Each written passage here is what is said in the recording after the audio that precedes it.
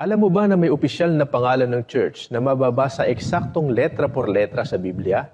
Ito ay ang Iglesia ng Diyos. At hindi lang sa translation, kundi pati sa mga pinakamatatandang Greek manuscripts gaya ng Codex Sinaiticus at Codex Vaticanus na sinulat pa noong ika-4 na siglo.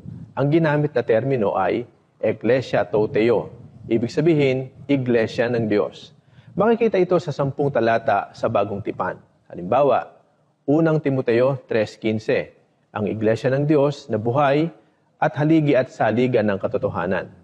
Nandoon din yan sa Gawa 20:28, Unang Korinto 1:2, Unang Korinto 11:22, Unang Korinto 15:9, Ikalawang Korinto 1:1, Galacia 1:13, Unang Tesalonica 2:14, Ikalawang Tesalonica 1:4, at Unang Timoteo 3:5.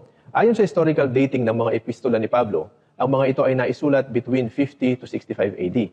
Sa madaling sabi, habang ang mga apostol ay buhay pa, ang pangalang Iglesia ng Diyos ay naidokumento na at ginagamit na ng mga unang Kristiyano. Kaya,